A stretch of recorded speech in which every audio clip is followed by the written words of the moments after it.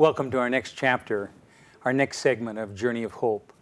Our special guest today is Jennifer Gardner, resident of Redlands, California.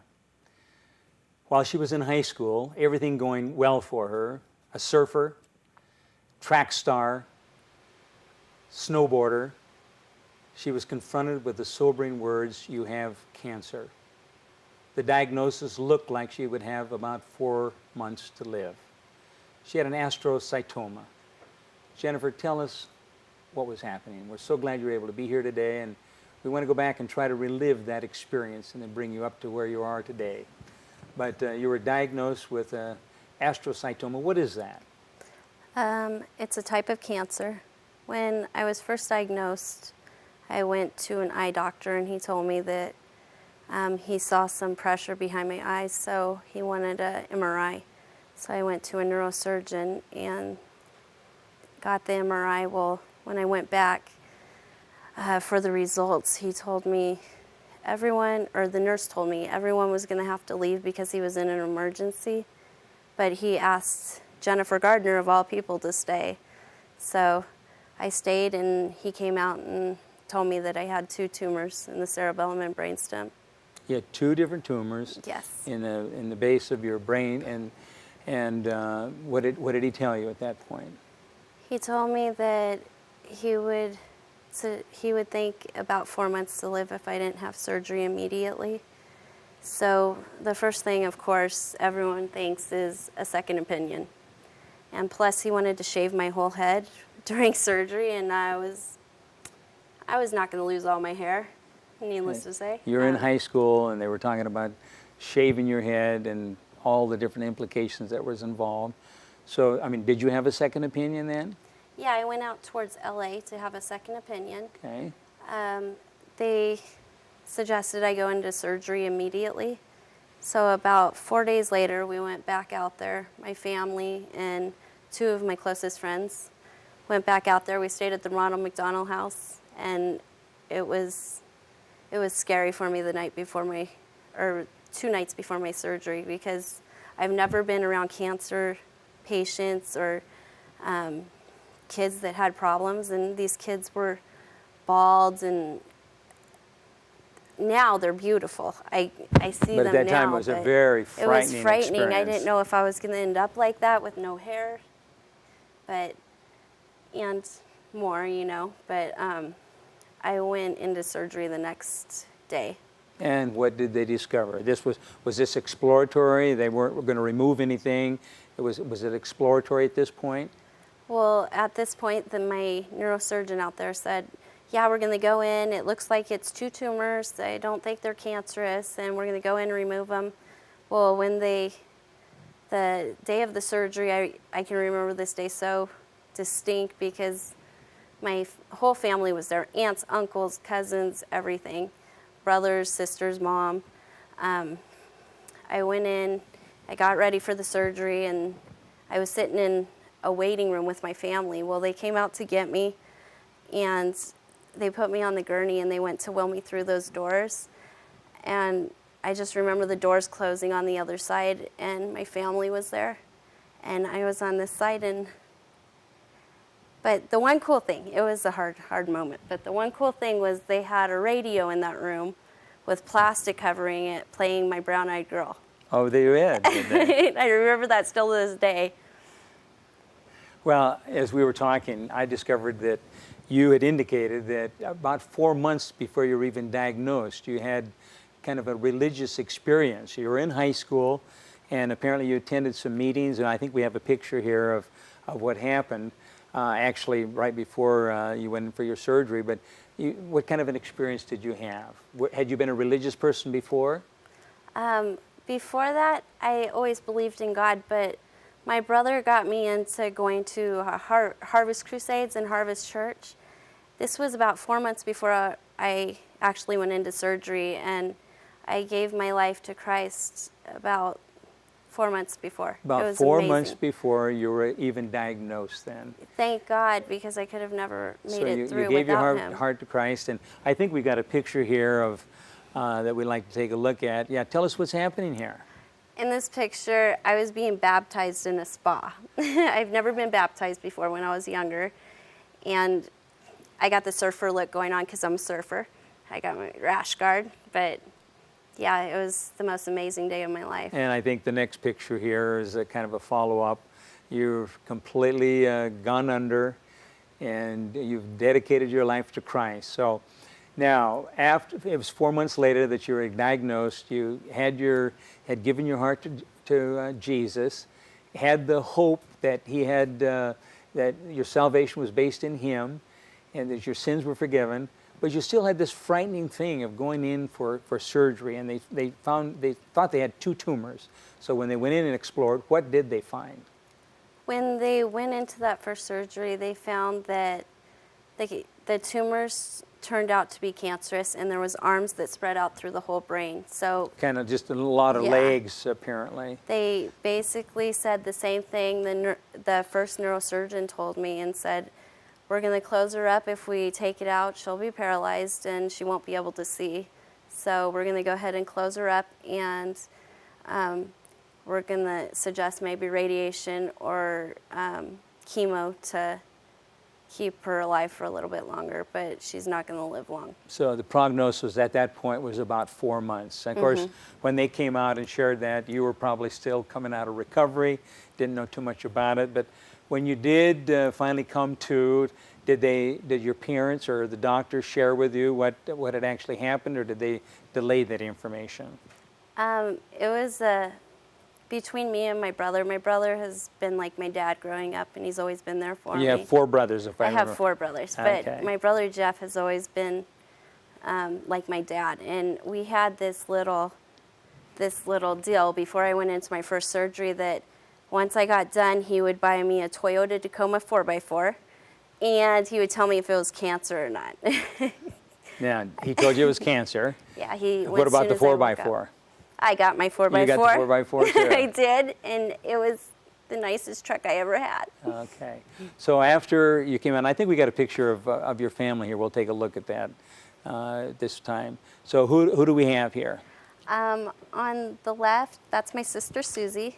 The one right next to her is my niece Krista. I love her so much. The one on the guy is my brother Jeff. The one in the bottom right is my adorable mother, and that's me right after my first surgery. After first surgery. And I think we have one more picture we'll take a look at this point, and tell us what we have here. Me and my nephew Brandon, and this was right after my first surgery. Me and my nephew Brandon, and me and my brother Jeff. So after the surgery, you had a little bit of a recovery. And it looked like you had 4 months. They were talking about radiation, followed up with chemo, and the prognosis was not good at all.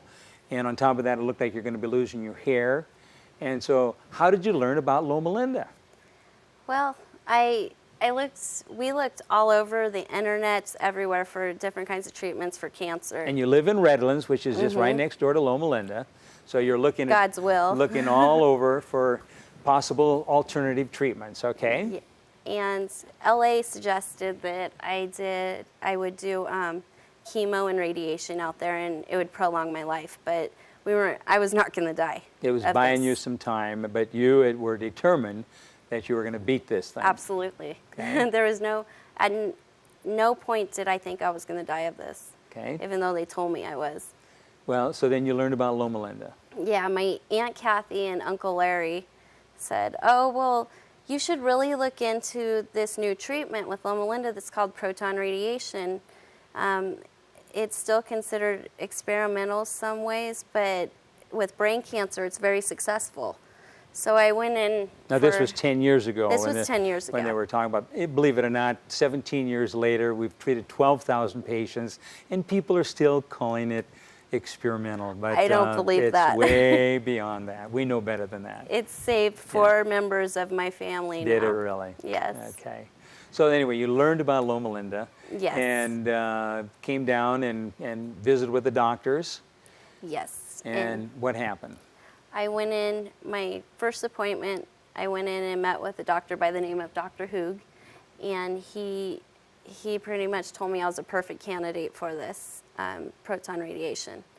So not even 2 days later, I was getting mask fit for my face to keep me steady during the treatment. It's kind of an immobilization device Yes. to keep you, and it's kind of a mask that goes over you so that the same treatments are given day after day. Yes. So how many treatments did you have? I had 36 treatments, a maximum dose of radiations in that area of my brain. So I've had maximum. And did you lose your hair? Nope. You didn't. You My never, number one thing. You never did lose your hair. Well, I remember a few years ago talking with you, and I think you were at, I think when we celebrated our 10th anniversary, that you were one of our speakers there. And at that point, you had finished your high school, and we have a couple more pictures we need to take a look at that you can tell us. Because I was over at your house here the other day and I noticed a slew of trophies on the mantle. Looked like there's about 40 of them from all kinds of different events. What do we have here? May I add in, 5 of those trophies you saw were best hair in Oh, really? pageants. Best hair. Okay. What do we have here? This is when I won Miss Teen Hawaiian Tropic. I believe it was 96. And where was that at? It was in Anaheim. Okay, and it's Miss Teen Hawaii? Miss Teen Hawaiian Tropic. Hawaiian Tropic, okay. Little did my radiologist know that you have to be tan for that, which he really gets mad about now, but Okay, so it looks like your hair was long, and it looks like your hair is still long. absolutely. Okay. Look at the next picture here. And tell us what we have.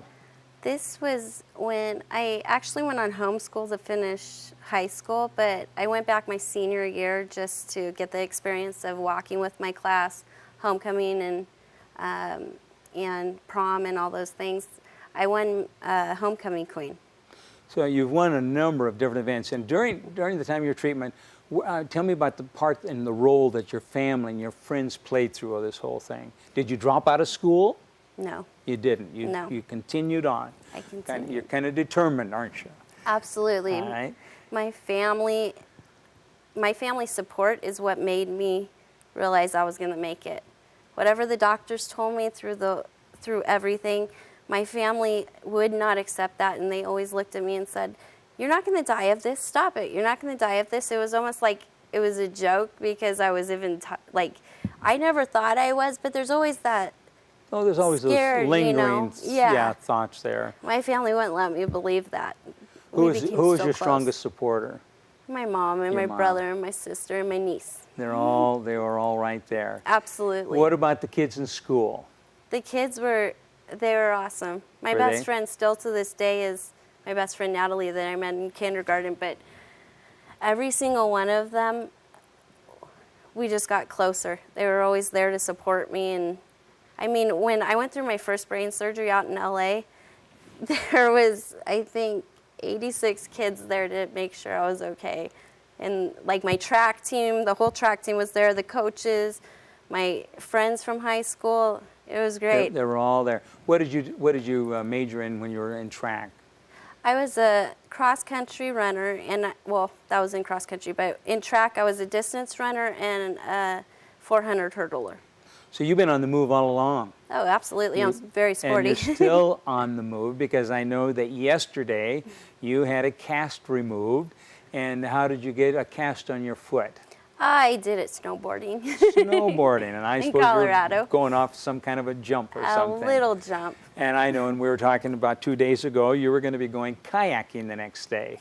Yeah, and I did. And you did, and I said, how are you going to keep your foot dry? He said, oh, I won't get wet. And then I said, well, how long have you been kayaking? And what did you tell me? That was my first time. It was your first time. And how did it go? It went fabulous, but I tried to catch a wave going into the beach, and I kind of wiped out, but I was okay. Well, in our audience that's watching our program here, Jennifer, are all kinds of people that are going through all kinds of traumatic experiences and confronting disease and sobering news that they have cancer. And what have you done since you were diagnosed? I know you've been doing some speaking. One thing, how are you sharing? How are you building upon the experience that you have. Some people have some kind of a traumatic experience, and that's the end. But no, there's been no end for you. You've No just way. been moving and building and exploring and dreaming and visioning, and you got some exciting plans. I know I talked to you a few years ago, and you were thinking about being a doctor. Yes. But I know that since then that you have come back and you're working at Loma Medical Center. What are you doing there? I'm an emergency medical technician in the ER down there right now. I'm planning. I've gotten really fascinated with emergency scenes and rescues, and I found that I really love helicopters, and I really love the helicopter rescue scene, and I want to be a flight medic now. Do you really? Yes, I do. Well, now tell me about your experience working there at the hospital. I mean, you're an EMT now. Yes. And what kind of experiences are you having there? And how is it impacting you and your life? And what are you doing for people that you encounter there? Well, first of all, I never would have thought of going into medicine before my cancer. And when I started working in the ER, I started meeting all these people, and I met a lot that had cancer, and I got to share my story with them. And At the even hospital? other one, yeah. At the hospital. I let them know in the ER, oh, you should check Proton. But Proton's an amazing machine, and I got to meet different people that would be going through Proton, different people with cancer. But I found I love the overall view of just helping sick people all together. So you've been working there for now 6 years. 6 years. Yes. You've encountered a lot of different people. What kind of an impact has that had upon you? It's amazing. I'm looking at these people, and I'm thinking, gosh, you know what? They're going through a really hard time. I went through that, and all I want to do is be able to help them. Now, you were telling me, how many surgeries have you had? I've had 7 brain surgeries. You've had 7 brain surgeries. What was the last one? The last one, I had a VP shunt because I had a hydrocephalus because of the pressure from the cancer and So everything. it's kind of building up. Yeah, and I had several different VP shunts, but they weren't working, and I kept going into shunt malfunction. Well, finally, about a year and a half ago, they did a new brain surgery where they drill through the top of your brain, and they drill through areas of the brain that you don't use. How they know that, I have no idea, but I know I'm smarter now. And they connect it to the lower part of your VP shunt, and it releases the pressure. So now, is this a shunt, something you have in there right now? No, they took the shunt out, They but took the shunt out. there's still a tube that goes to my stomach to drain it. Okay. But yeah, they only shaved this right here, the Just a shorter little stuff. bit, so Just the shorter stuff right there. Okay, so you've been able to keep your hair all the way through. That's the only reason I went with the doctors that I have. Now, you were telling me that recently in ER that you encountered somebody that had something similar, or they were going to be having something like that? Yes, a little girl that was 10 years old, and I actually talked with her mom over the last year, and she kept going into a shunt malfunction. And I told her about the new surgery that I had where they drill through your brain. The little girl went and had it done, and she's doing great now. And do you occasionally see her? Does she come back? Yes, she comes back quite often and says hi, her and her mom, and they're amazing. They're So great you're able to kids. see some of these patients over a period of time. Yeah, it's really cool because you grow up with them. Yeah. So tell me, what kind of an impact has your injury and the disease you've had on some of your friends? It's been hard on my family and friends. Has it? And now that I've been on both sides, because I had 3 uncles that were all diagnosed with prostate cancer, so looking in on them, I know it's a lot harder on the outside than it is being the one with cancer. Yeah. Because when you have faith, I mean, if you have faith, then there's no reason to be scared. So through this whole experience, providentially, you gave your life to Christ 4 months before the whole experience began. And actually, you just celebrated an anniversary, didn't you? Yep. Which one was that?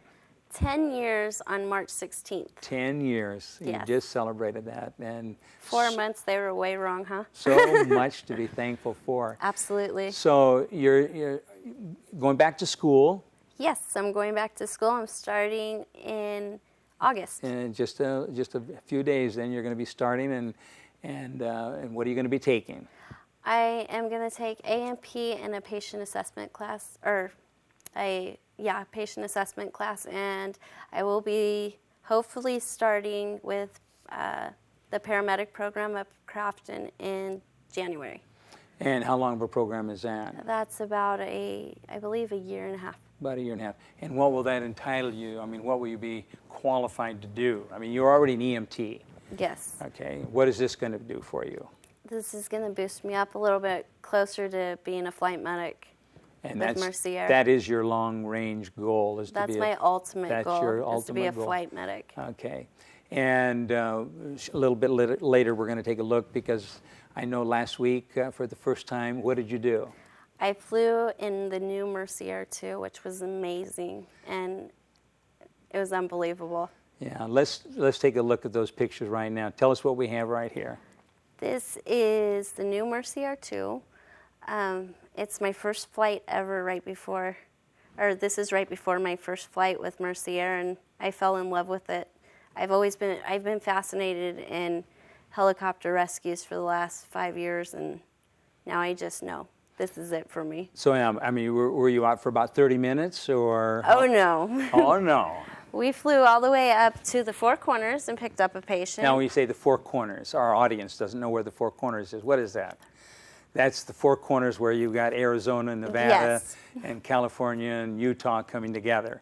I was going to tell you all the states, but I couldn't remember. I didn't That's want to look all dumb. right. Well, here, you go ahead So and you tell. went all the way up there, okay? Yes. And so this wasn't a 30-minute flight. Then No, it was half the day. You were there half the day. Yeah. And were you able to pick up any patients, or? Yep, we picked up a patient from up there, brought him back to Loma, Linda, actually. And it was really funny because what I usually do working in the ER is I run out to the helicopter to get the patients out, the trauma patients, and I work on trauma patients. And the crew was running out, and I was taking pictures of them. I'm like, hi, I'm up here. Well, we have a couple more pictures we're going to take a look at, and tell us what it is in the helicopter there. We may have one or two more there.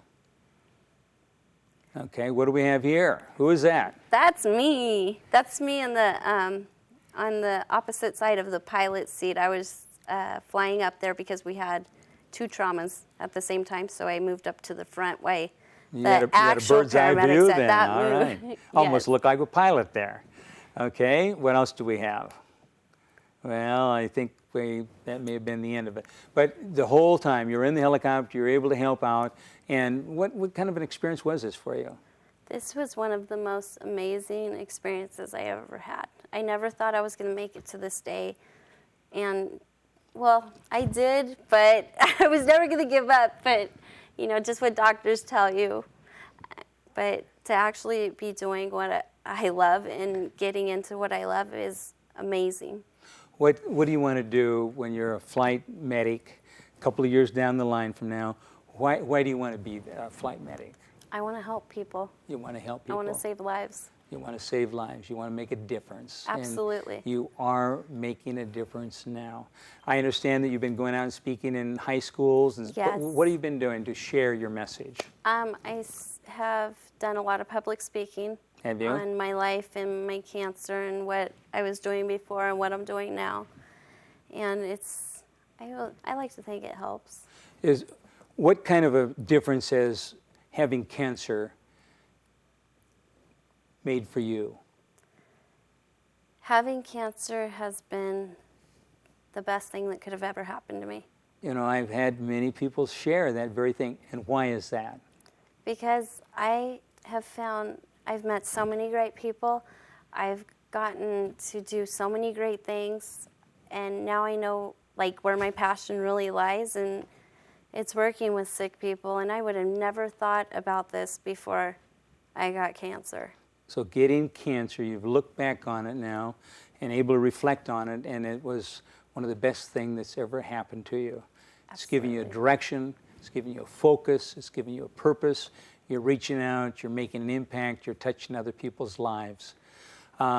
If there's somebody watching here that has cancer, what would you tell them? Don't give up. Don't give up. Don't give up, because that's half the battle. Half the battle is your personality, the way, your mental status. you know, so much of your recovery is being positive, staying focused. I've never met anyone that, if they fight hard enough, they're going to make it. So the battle, the persevering, it's the journey, isn't it? Absolutely, It's that's what the makes journey, everything. and you're still on that journey. And it's a journey of hope. All of us only have one day, never yesterday, never tomorrow. It's always today, and we want to live every day to the fullest. Absolutely. And I can tell that you're going to be making a tremendous impact upon the people that you come into contact with. I know that you've already been a blessing to many people over there at the medical institution, because I've heard good reports that are coming back. And I know that as I've talked to some of your family members, that you've made a profound impact upon each one of them. And when a daughter is diagnosed with cancer, the whole family is involved. And in this case, it was your family and your friends, and you've made a tremendous impact. And I know that God has given you dreams and visions of what you might be able to do in the future, and I know that He's going to use you in a great and a mighty and a wonderful way in making a difference in people's lives. So our prayers are with you. We want to thank you so much for joining us. And as you continue on your journey of hope, I know that you're going to make a positive impact upon all the people that you come into contact with. You're a fighter, and you've got a positive attitude, and you are going to make a great difference. Thank you so much for being with us. God bless you too.